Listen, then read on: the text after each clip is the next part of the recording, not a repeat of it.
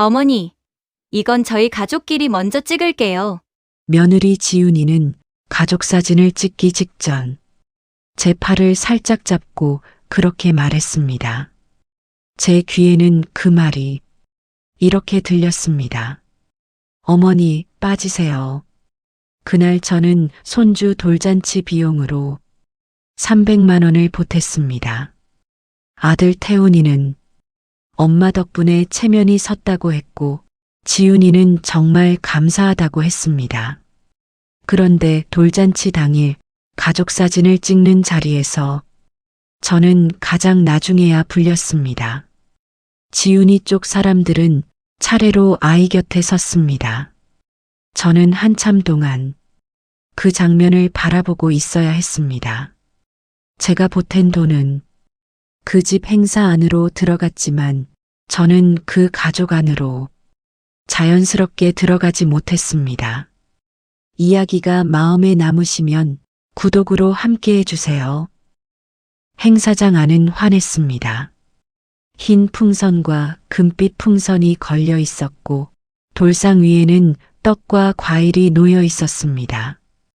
그날은 제 첫 손주의 돌잔치였습니다. 저는 특별히 대접받기를 바란 것이 아니었습니다.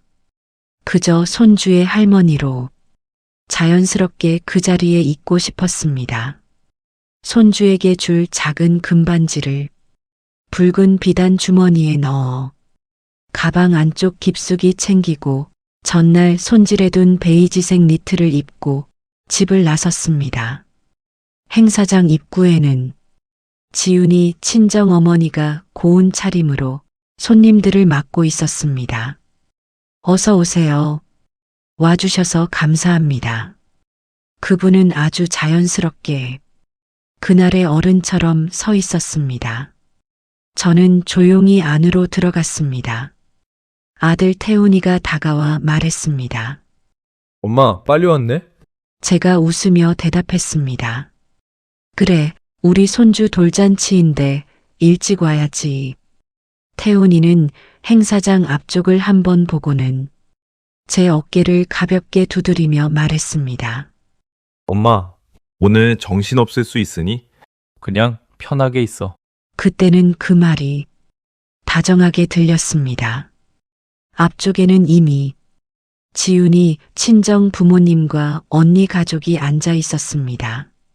누군가 제게 자리를 안내해 줄 거라고 기다렸지만 아무도 말해주지 않았습니다.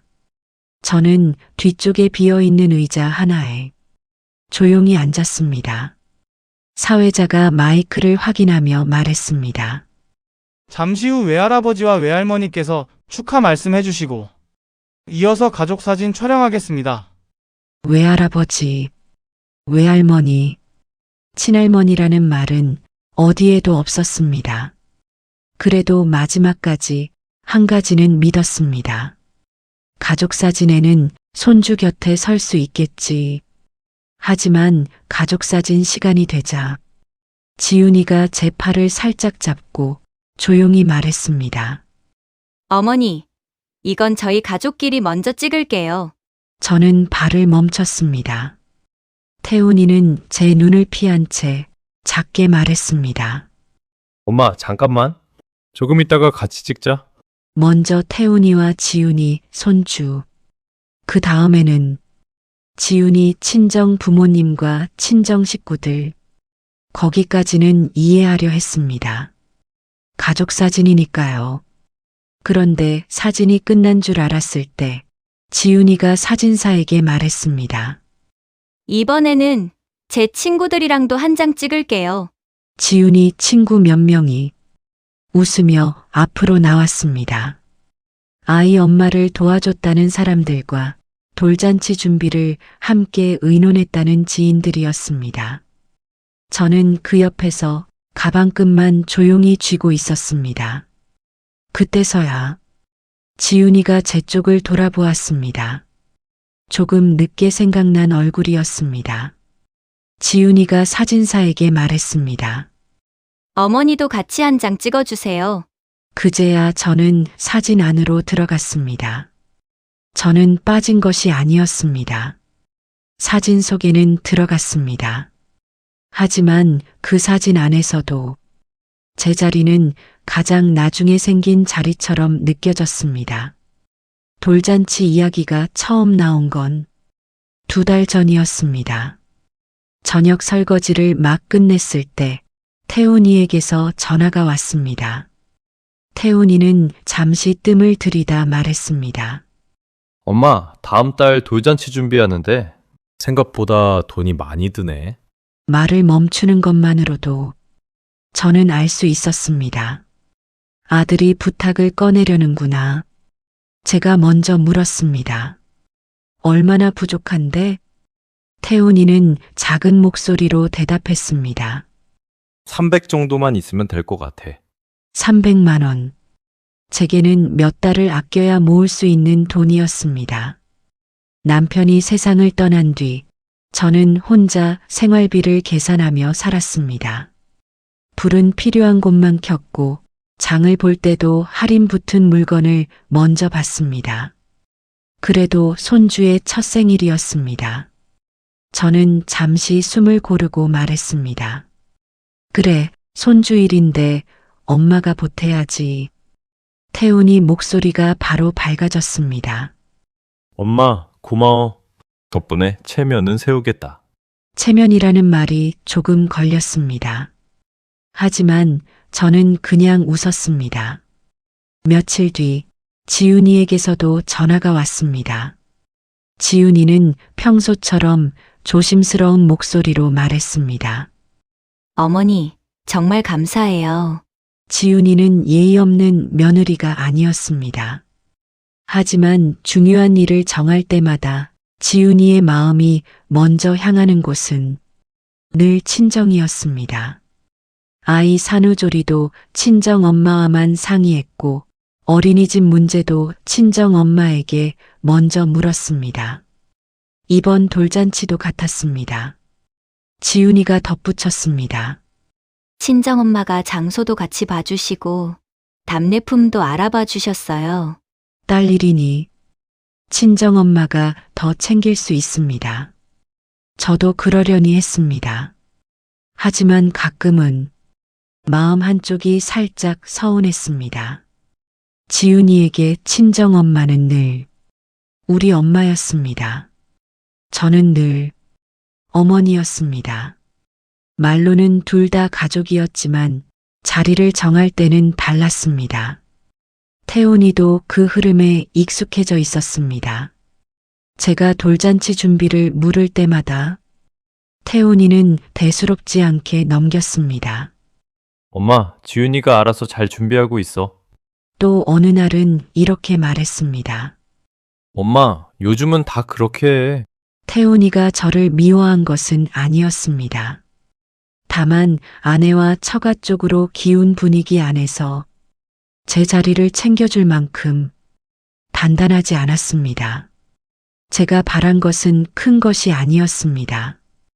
태훈이가 한 번쯤 우리 엄마도 많이 도와주셨어요. 그렇게 말해주면 됐습니다. 지훈이가 한 번쯤 어머니, 이쪽에 앉으세요. 그렇게 말해주면 충분했습니다. 하지만 돌잔치 당일 그 정도도 제게는 쉽게 주어지지 않았습니다. 돌잔치가 시작되기 전 지훈이가 제게 다가와 조심스럽게 말했습니다. 어머니, 죄송한데요. 저쪽 손님들께 답례품 하나씩만 챙겨주실 수 있을까요? 저는 잠깐 멈췄지만 곧 고개를 끄덕였습니다. 좋은 날이니 작은 일로 얼굴 붉히고 싶지 않았습니다. 저는 입구 옆에 서서 손님 몇 분에게 답례품을 건넸습니다. 그런데 그 잠깐이 지나도 저를 앞자리로 부르는 사람은 없었습니다. 앞쪽에서는 지훈이 친정어머니가 손님들과 사진을 찍고 있었습니다. 손님 한 분이 친정어머니에게 말했습니다. 외할머니시죠? 오늘 너무 고우세요. 친정어머니는 환하게 웃으며 대답했습니다. 아유, 감사합니다. 우리 손주 첫돌이라 제가 더 떨리네요. 저도 할머니였습니다. 그런데 그날 제 입에서는 손주를 부르는 말보다 손님을 안내하는 말이 더 많이 나왔습니다. 조금 뒤 성장 영상이 시작됐습니다.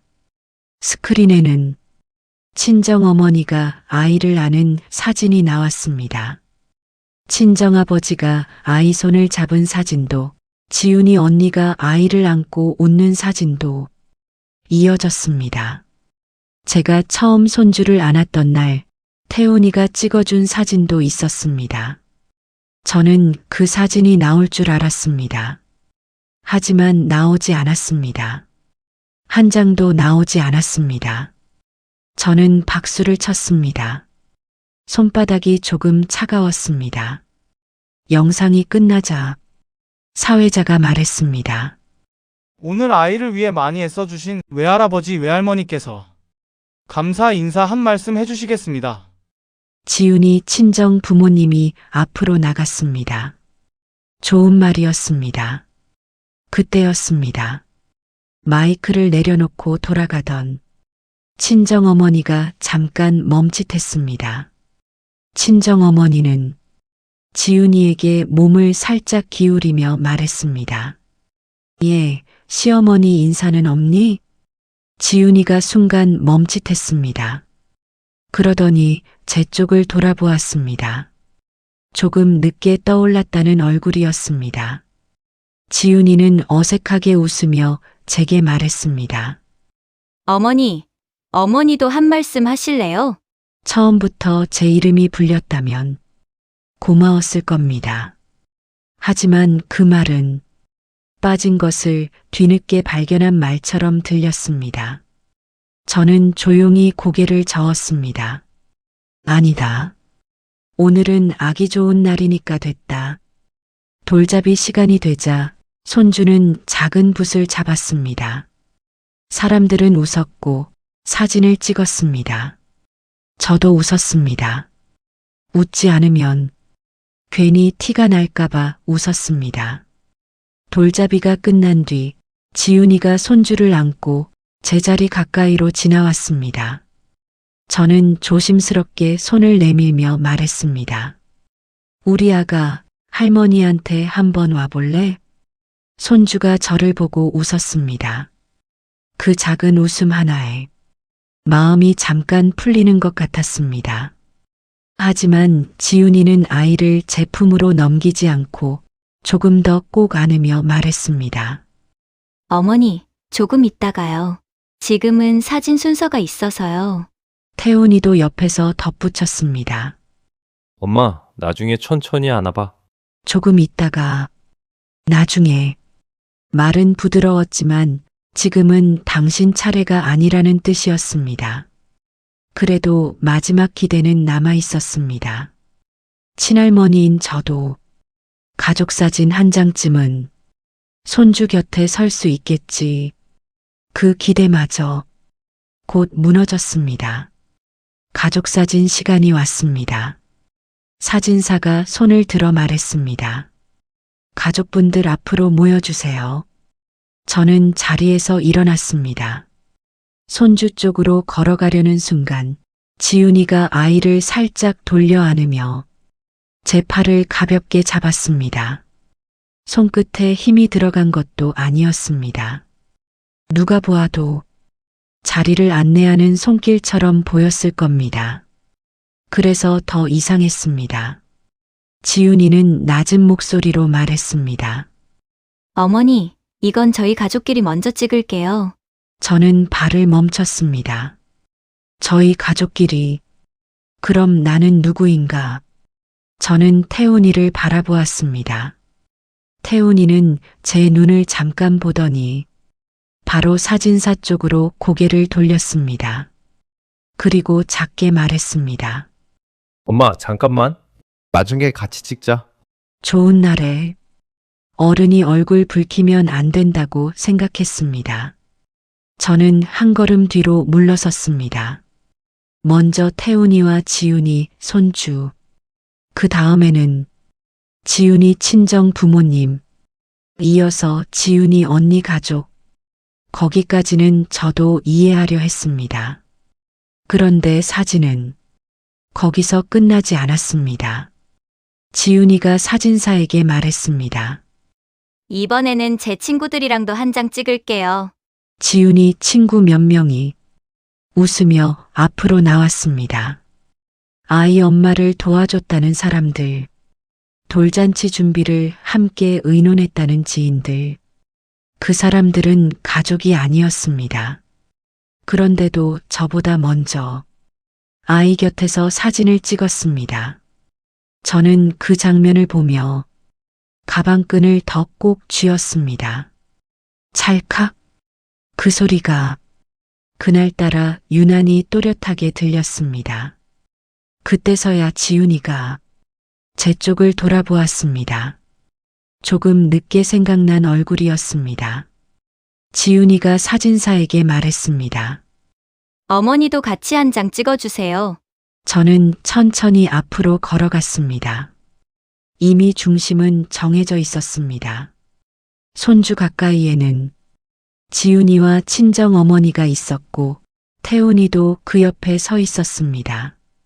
여러 사람이 다 찍고 난 뒤 마지막에야 비로소 생긴 자리처럼 느껴졌습니다.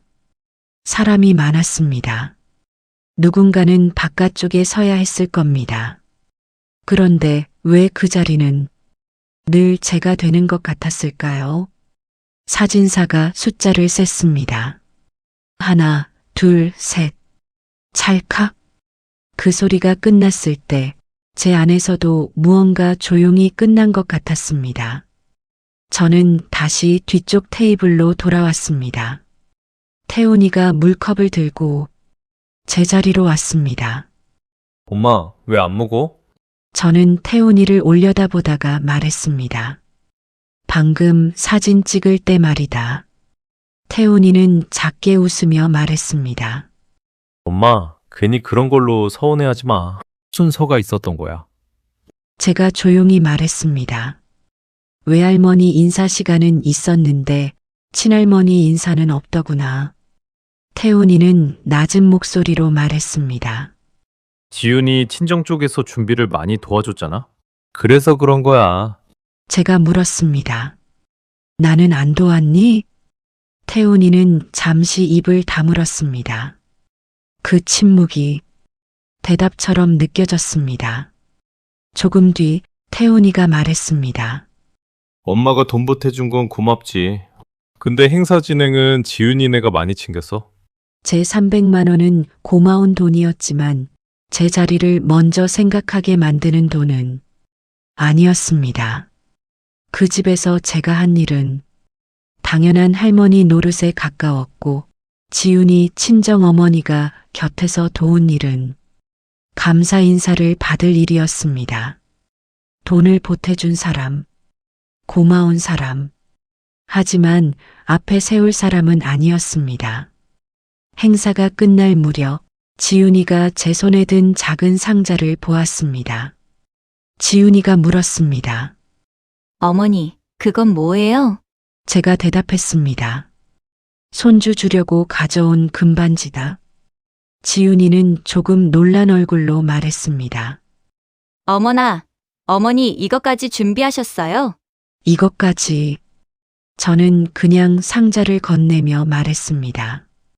아이한테 잘 보관해줘.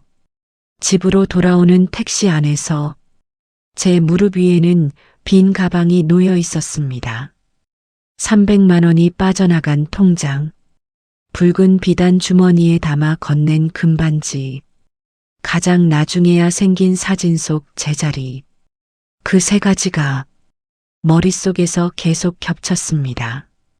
다음 날 태훈이에게서 메시지가 왔습니다. 엄마, 어제 잘 들어갔어?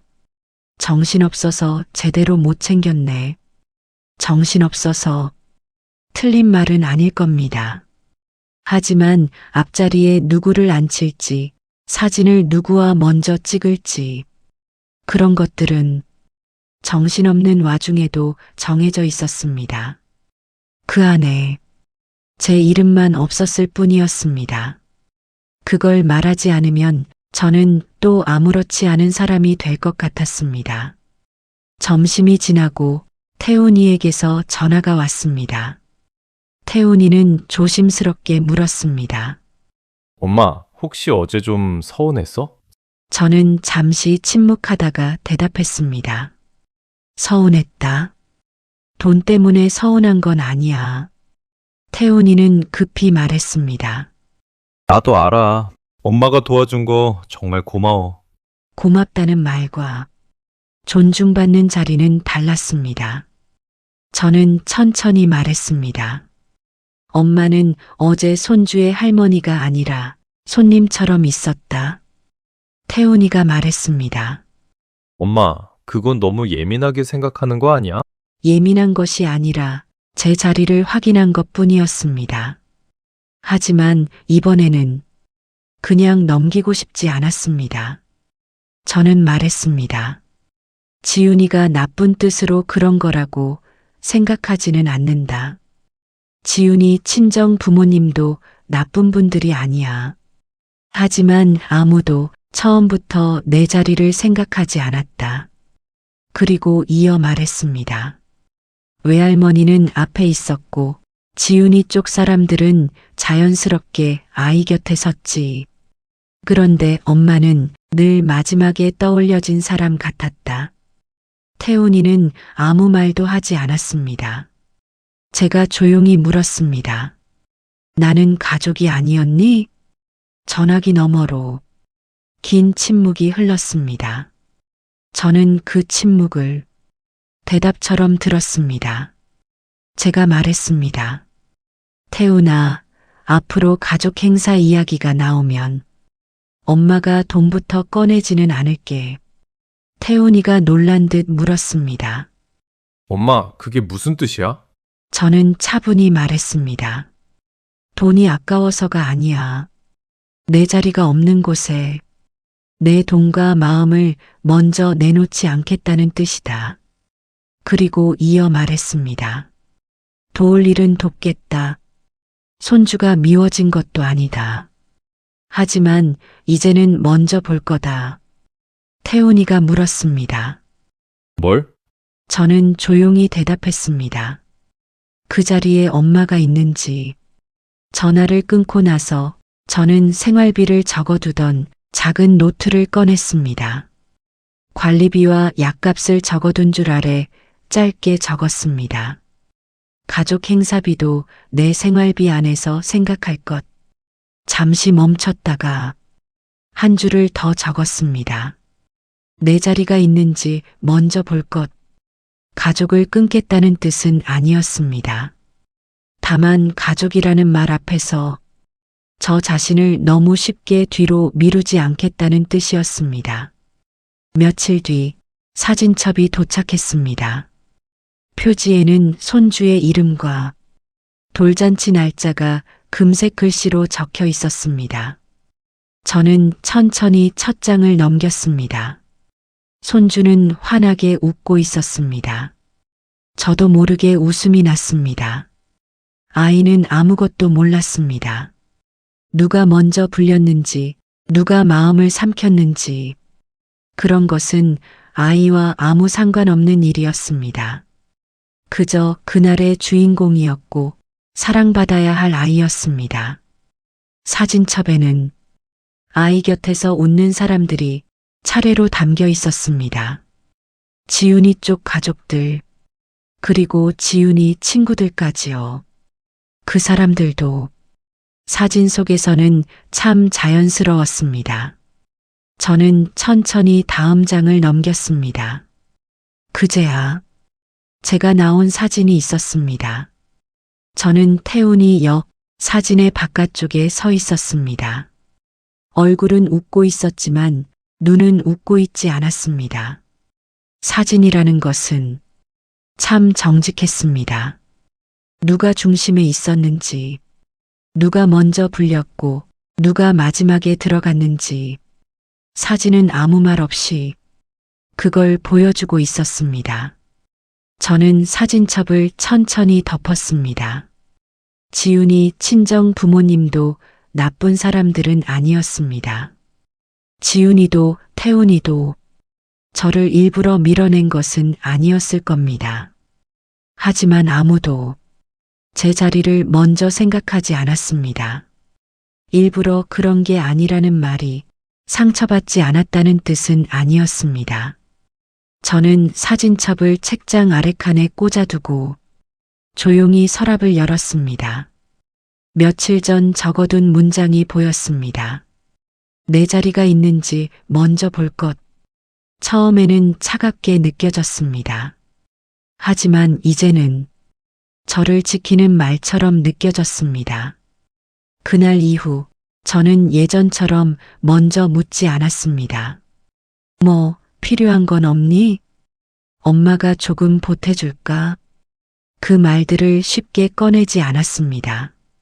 다만 이제는 제 마음을 너무 먼저 내어놓지 않기로 했습니다. 사진 속에서 가장 나중에 생긴 자리는 이제 바꿀 수 없습니다. 하지만 앞으로의 자리까지 남이 정하게 두지는 않겠습니다. 돈을 보태기 전에, 마음을 내어주기 전에 저는 먼저 볼 것입니다. 그 자리에 정말 제가 있는지를요. 그날 저는 사진 속에 있었습니다. 하지만 마음 둘 자리는 가장 마지막에야 생겼습니다. 이제부터는 제 삶에서만큼은 스스로 마지막 자리로 물러나지 않기로 했습니다. 이 이야기가 마음에 남으셨다면 은빛 이야기를 계속 들려드리겠습니다. 구독으로 함께 해주세요. 여러분이라면 가족 행사에서 돈은 보탰지만 마음 둘 자리는 없었던 순간 어떤 선택을 하셨을까요? 댓글로 남겨주세요.